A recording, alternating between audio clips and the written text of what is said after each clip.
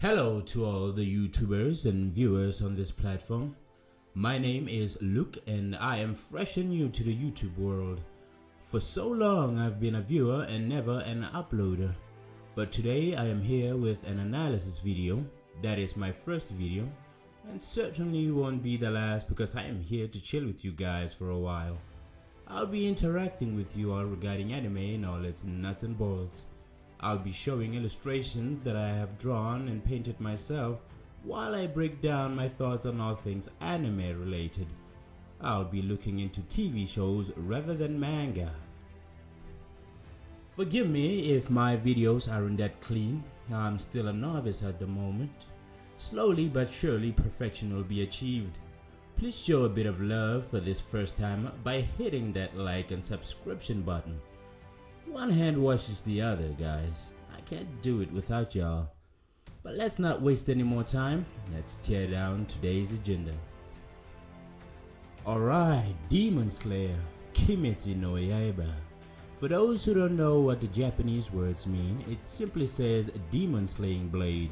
The show comes from a manga background and has developed into a full-on monster of a show. I tell you that, I suggest y'all check it out real fast. It's a real killer if you are an action lover. Tanjiro Kamado. Alright folks, so this is the name of the main character.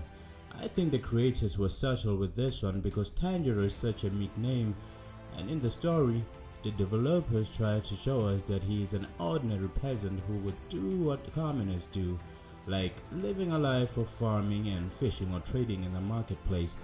The boy sells coal, by the way, and comes from a humble home and has a few siblings. This is the first freehand sketch I did quickly of the main character. His design looks innocent and childlike. This is good and works for Tanjiro because we people sympathize more with adorable baby faces. His eyes add up to that innocence because they are large and brightly colored. By Tanjiro's appearance alone, it's a win for the showrunners because you instantly fall in love with the character and want to see where his journey takes him. And with that, we invest time and develop feelings towards the character. Let me zoom in a little bit so we can see his features better.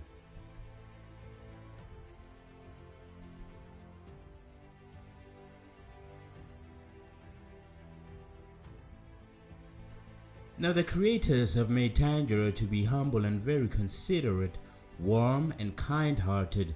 You would immediately warm up to him the moment you see and hear him softly talking, especially within the English version. The voice actor does a pretty good job at portraying the character.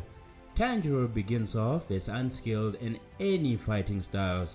However, when he met Ahashura, an elite demon slayer, in the first episode, he appeared to be smart-witted and almost took down the warrior with his chopping axe. I gotta tell you, the kid has real potential, and you can hear him earnestly making a vow to slay all demons that torment the innocent populace. And with that in mind, he decides to immediately live his ordinary life to become a devoted demon slayer. Well, not because he wanted to, but he had to. Otherwise, the killing won't stop with his family. Tanjiro is a character that is driven by a deep desire to protect and preserve harmony in the world. Yeah, well, I get it. All protagonists want the same thing, but this show brings in a different flavor never tasted before. You get to see excellent swordsmanship like no other. Though the action is slow paced in the first season, you end up getting the satisfaction you craved for. Man, the design of Tanjiro is beautiful and well thought of. It wasn't rushed, and once you get a good look at him, you won't even dare to forget him. His precise features make him exceptionally attractive to the eye. His unique hairdo and captivating pink-purplish colored eyes make him a sight to behold. His warm smile and slightly big forehead make him stand out perfectly. But the real killer is his earrings. Now these expensive looking tea bag earrings are the winner in this design because they make him appear more handsome and sophisticated. Now, apart from his Hanafuda earrings, his long, checked and oversized outer top appeals to the Japanese culture, and that green just brings all the attention to himself. But no one can't miss the big scar on his forehead.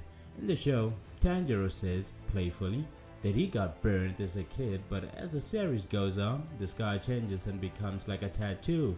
It takes shape as he does the powerful Hinokami Kagura, known as sun breathing, but we'll touch on that in the future videos. Moving on, Tanjiro's anatomy. We can never be stronger as long as we don't train and test ourselves every day. Tanjiro went along and taught his muscles to grow and his mind to always be sharp and strategic. Now, you can't become a demon slayer without adding a pound of muscle. A demon slayer needs to be strong and quick, so it makes sense for Tanjiro to end up looking a little buff as time goes on. The training is intense, and to cut off a demon's head requires a strong hand and a strong sword. Tanjiro's katana breaks from time to time, and sometimes he finds it hard to cut off a demon's head. All of that teaches the boy to advance and become more aware and ready for the next big bad. The anatomy design of Tanjiro and a lot of the characters in Demon Slayer look short in height, but when he stands alongside a pedestrian, he appears taller. Perhaps it may be his oversized or loose attire and babyish features that make him look that way. Tanjiro wasn't skinny to begin with. His physique, even in the very start of the show, looked like that of a hands-on person. He looked healthy and fit. He carried coal on his back for miles every day from home to the marketplace and then back. And as the show went on, he even carried Nezuko, his little sister, on his back every time he was on a journey. It would make sense at the later stage of the show when he became muscular. His forearms are massive and his backside grew larger. With that kind of body and strength, he won't be having trouble taking on crazy strong demons. So I was kind of flabbergasted when I saw his buff state the first time. I felt like the creators were overdoing it, but at the end it had to make sense. The bigger and stronger the demon, the bigger and stronger the hand that wields the sword to strike it down. Now we notice that Tanjiro's forehead is a bit bigger, but I tell you, that forehead ain't large for nothing. Just don't let him headbutt you. Ladies and gentlemen, don't get headbutted. Not even the strongest demon or Hashira can be on their feet once it connects. Tanjiro's heart is of gold and loves and takes care of his siblings. In the show, we see him smiling and laughing a lot. His happiness is sourced from his family and always appears to be content. He is beloved by everyone around him and the town he works at. Tanjiro has a very acute sense of smell, much like that of a bloodhound. He is the town's truth seeker with that nose and a real coalmonger. Now one night, he sold coal up till it was too late and too dark. A man who knew the boy took him in and tucked him in bed for the night. The man hinted Tanjiro about the dangers of the night. That's when he first heard about demons and gruesome night deaths. In the early morning, Tanjiro went home and got a scent of blood as he approached his home. When he got there, it was a terrible sight to behold. All of his siblings had been massacred alongside his last parent, his mother. Luckily, his sister, Nezuko, was the only survivor, but her life was changed forever. Since then, he never gave up on finding a cure for her, and so that began the journey of Kamado Tanjiro. Tanjiro's katana. Demon Slayers have to have a special weapon that better suits their personality and strength. In this instance, Tanjiro's friend is the katana. A katana is a Japanese sword characterized by a curved single-edged blade with a circular squared guard and long grip to accommodate two hands. The sword is beautiful by design and holds power unlike regular swords, and these weapons come in tailor-made for a demon slayer. The stronger and fearless the demon slayer, the stronger and longer the weapon lasts. I've illustrated a green fiery sword slash here to demonstrate how powerful the sword strikes are. Let me zoom in a bit.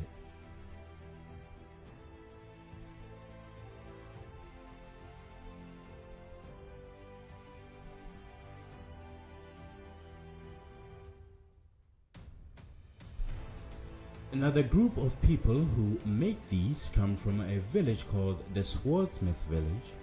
The villagers specialize in making the best swords in the Demon Slayer world. It is their culture and tradition to craft these masterpieces.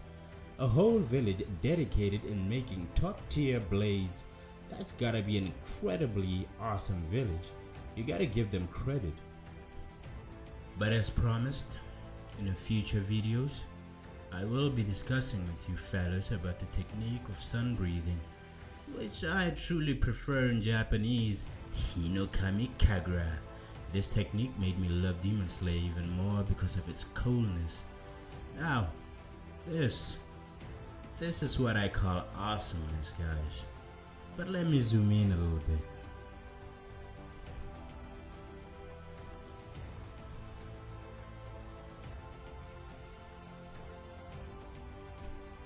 Water breathing. Water breathing is one of the powerful fighting styles an individual would possess in the show. This technique is so versatile, it can cut iron in half cleanly. It is remarkable if it can be learned precisely by a dedicated warrior. The sword slashes are intricate and graceful in form. A warrior who possesses this kind of power moves differently in combat, judging by the users in the show. You get to hear watery sounds that splash with devastation when they get in contact with the victim. And overall, it is a terrific technique that is both effective and beautiful to experience. Now, the design of the water splashes are unique because they look hand-drawn. I think they are hand-drawn. Well, we are used to special effects, so when something so different comes up, we applaud it for its uniqueness. I think they were very mindful by taking that route. That's what I love about Demon Slayer. It's a bit different in both design and storyline. So I have illustrated something here. Let me zoom in a bit.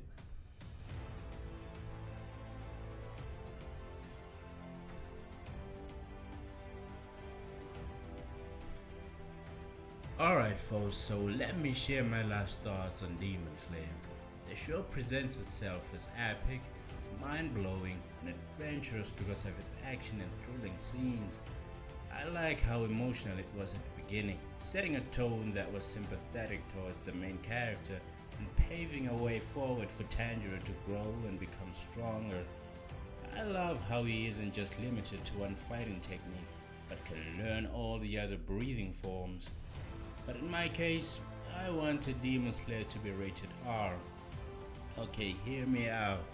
I wanted less and less comedy. Though it is good to laugh a little, but sometimes it feels forced and overdone. I wanted to see horrific acts of demons and more intense and gruesome action. Now when I first saw clips of Demon Slayer, I thought it was all nasty intense, but in a good way, you know. Once I got to watch it, it felt mild. Looks like it caters for younger audiences as well. Although that is good and helps generate revenue on the creator's side. With that being said, I think it's better to conclude that the show is worth watching, though it has its flaws here and there. It meets your expectations. It is amazingly animated and filled with a satisfying color palette. I would rate this show 8 out of 10. Because I believe it still has a few more steps to take before it truly reaches its peak. And I also believe that the makers of the show should listen to their audiences and focus on rectifying what hinders the show from becoming its very best. Little by little, I think the show will please the world even more. The growing must not stop. Alright, so we've reached the end of this analysis video. We touched on Tanjiro's behavior and took a look at his design. Next time, we'll take a look at different breathing techniques and why different Hashiras have different breathing forms. Thank you for watching. Again, don't forget to like and subscribe, bang that notification bell and share the video. Have a fantastic one. See you soon.